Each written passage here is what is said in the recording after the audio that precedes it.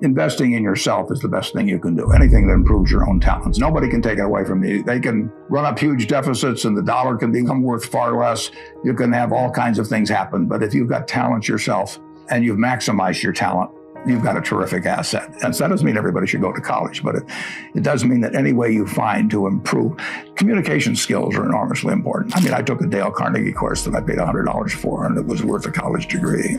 I advise students, as much as possible, look for the job that you would take if you didn't need a job. Don't sleepwalk through life, and don't say it's all going to be great. You know, I'll do this and I'll do that, and I'm just marking time to get to be older. You really want to be doing what you love doing. And you can't necessarily find it on your first job, but don't give up before you find it. You're going to make mistakes in life. I mean, there's no question about it. You don't want to make them on the big decisions, who you marry and things like that. So there's no way I'm going to make a lot of business and investment decisions without making some mistakes. I may try to minimize them. I don't dwell on them at all. I don't look back. The biggest mistakes are the ones that actually don't show up. They're the mistakes of omission rather than commission. We've never lost that much money on any one investment, but it's the things that I knew enough to do that I didn't do. We have missed profits of as much as, maybe $10 billion in things that I knew enough to do and I didn't do. Now, the fact I didn't buy Microsoft way back is not a foregone opportunity because I didn't know enough to make that decision. But there have been other investments where I did know enough to make the decision, and for one reason or another, I either didn't do it at all or I did it on a small scale. I was sucking my thumb when I should have been writing checks, basically. And those don't show up. There's no place where it shows missed opportunities, but I've missed some big ones. The triumphs in life are partly triumphs because you know that everything isn't going to be a triumph. And I would never get too hung up on mistakes. I know a lot of people that really agonize over them, and it just isn't worth it. I mean, tomorrow's another day and you live it forward and just go on to the next thing. The nature of what I do means I have to think pretty much independently. Because if I take a poll, in effect, I'm going to do what everybody else is doing, and I don't think much of that usually in investments. And so I have to have an environment, I have to have a temperament personally that lets me think for myself. And I've got a terrific partner, a fellow named Charlie Munger. You can't find anybody any smarter, any better quality of anything. But we think a lot alike, and we do talk things over occasionally, but we don't talk them over very often because I know how he thinks, he knows how I think. He's taught me a lot, and why should I pay for a phone call if I know what he's going to say? So if I need to get a cabinet around to make decisions or anything like that, I probably shouldn't be running the place. And that doesn't bother me to have the responsibility for it, but I just don't want to put it up to a vote because I've seen too many, particularly in the investment world, as you get larger and larger groups making the decisions, they get more and more homogenized. And I don't think you will ever get brilliant investment decisions out of a large committee. I always look at IQ and talent as sort of representing the horsepower of the motor, but then in terms of the output, the efficiency with which the motor works, that depends on rationality, because a lot of people start out with 400 horsepower motors and get 100 horsepower of output, and it's way better to have a 200 horsepower motor and get it all into output. And so why do smart people do things that interfere with really getting the output they're entitled to? And it gets into the habits and the character and the temperament, and it really gets into behaving in a rational manner. It's not getting in your own way. As I say, everybody here has the ability absolutely to do anything I do and much beyond. And some of you will and some of you won't. The ones that won't, it will be because you get in your own way. It won't because the world doesn't allow you to. It will be because you don't allow yourself to. You want to associate with people who are the kind of person you'd like to be. You'll move in that direction. And the most important person by far in that respect is your spouse. I can't overemphasize how important that is. And you're right. The friends you have, they will form you as you go through life, and make some good friends, keep them for the rest of your life, but have them be people that you admire as well as like them. I have an old-fashioned belief that I should expect to make money in things that I understand. And when I say understand, I don't mean understand, what the product does or anything like that. I mean understand what the economics of the business are likely to look like 10 years from now or 20 years from now. I know, in general, what the economics of, say, Wrigley chewing gum will look like 10 years from now. The internet isn't going to change the way people chew gum. It isn't going to change which gum they chew. If you own the chewing gum market in a big way, and you've got Double Mint and Spearmint and Juicy Fruit, those brands will be there 10 years from now. So I can't pinpoint exactly what the numbers are going to look like on Wrigley, but I'm not going to be way off if I try to look forward on something like that. evaluating that company is within what I call my circle of competence. I understand what they do. I understand the economics of it. I understand the competitive aspects of the business. So figuring out the economic consequences, TV, I think there's, 20, 25 million sets a year sold in the United States. I don't think there's one of them made in the United States anymore. I mean, you'd say TV set manufacturer, what a wonderful business. Everybody, nobody had a TV in 1950. Everybody has multiple sets now. Nobody in the United States has made any real money making the sets. They're all out of business. The Magnavoxes, the RCAs, all of those companies. Radio was the equivalent of the 20, over 500 companies making radios in the 1920s. Again, I don't think there's a US radio manufacturer at the present time. But Coca-Cola, what was it, 1884 at Jacobs Pharmacy or whatever, the fellow comes up with something, a lot of copiers over the years.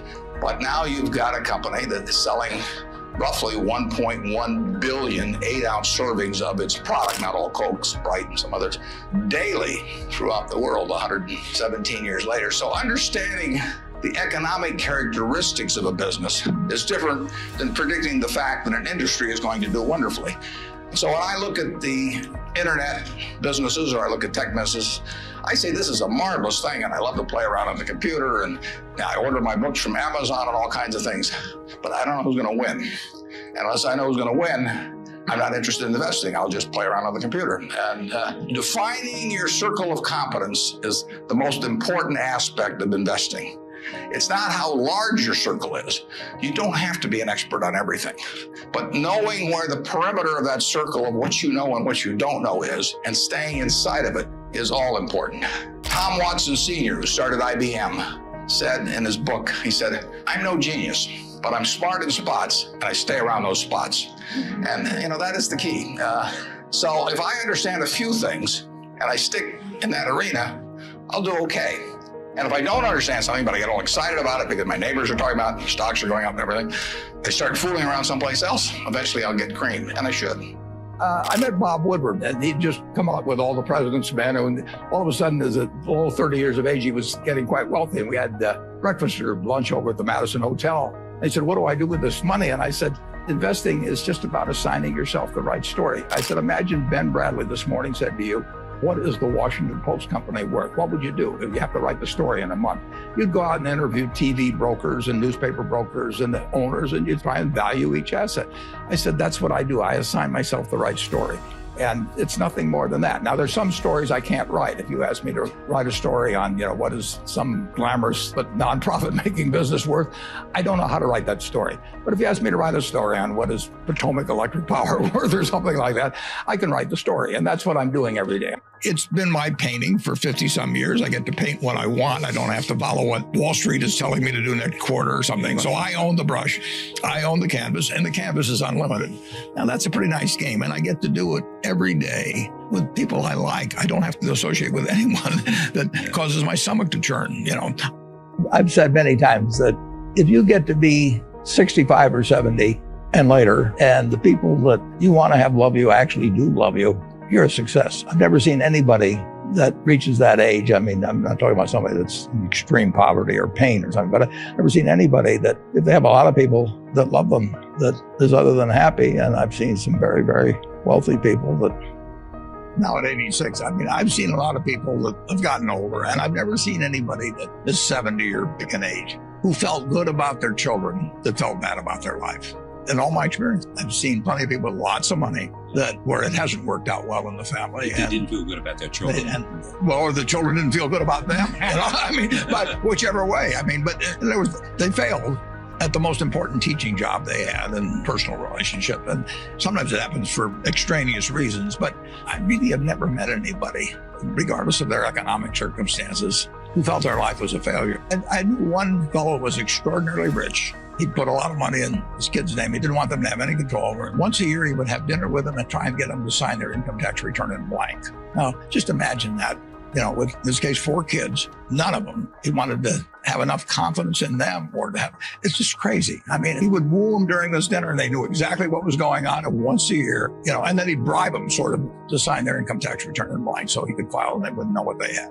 I've seen just time after time when people have been successful. I've seen plenty of the other too, but successes in business and failure, and I don't think they feel that good about life. The whole long-term capital management, and I hope most of you are familiar with it, but the whole story is really fascinating because if you take John Merriweather and Eric Rosenfeld, Larry Hillenbrand, Greg Hawkins, Victor Agani, the 2 Nobel Prize winners, Merton and Scholes, if you take the 16 of them, they probably have as high an average IQ as any 16 people working together in one business in the country, including at Microsoft or wherever you want to name. So there's an incredible amount of intellect in that room. Now you combine that with the fact that those 16 had extensive experience in the field they were operating. I mean, this was not a bunch of guys who had made their money, selling men's clothing and then all of a sudden went into the securities business or anything. They had, in aggregate, the 16 had probably had 350 or 400 years of experience doing exactly what they were doing. And then you throw in the third factor that most of them had virtually all of their very substantial net worths in the business. So they had their own money up. Hundreds and hundreds of millions of dollars of their own money up, super high intellect, working in a field they knew, and essentially they went broke. And that to me is absolutely fascinating. I mean, if I ever write a book, it's going to be called Why Smart People Do Dumb Things. My partner says it should be autobiographical, but this might be an interesting illustration. And these are perfectly decent guys. I respect them and they helped me out when I had problems with Solomon, and they're not bad people at all. But to make money they didn't have and didn't need, they risked what they did have and did need. And that's foolish. That is just plain foolish. It doesn't make any difference what your IQ is. If you risk something that is important to you for something that is unimportant to you, it just does not make any sense. I don't care whether the odds are 100 to 1 that you succeed or 1,000 to 1 that you succeed. If you hand me a gun with 1,000 chambers, 1,000,000 chambers in it, and there's a bullet in one chamber, and you said, put it up your temple, how much do you want to be paid to pull it once? I'm not going to pull it. You can name any sum you want, but it doesn't do anything for me on the upside. And I think the downside's fairly clear. So I'm not interested in that kind of a game. And yet people do it financially then without thinking about it very much. One thing I will tell you that I didn't realize when I was getting out of school is how much the unusual person will jump out at you. And it isn't because they got 200 IQs or anything like that. It's really because of just how they behave, what they bring, the energy they bring, the commitment they bring, the quality of how they do things, how they treat the people around them, all kinds of things. But you will jump out much more than you might anticipate. One of the things you would want to be sure to do is, whether you like it or not, get very comfortable, it may take a while, with public speaking, for example. I mean, that's an asset that will last you 50 or 60 years, and it's a liability if you don't like doing it and are uncomfortable doing it. That also will last you 50 or 60 years, and it's a necessary skill.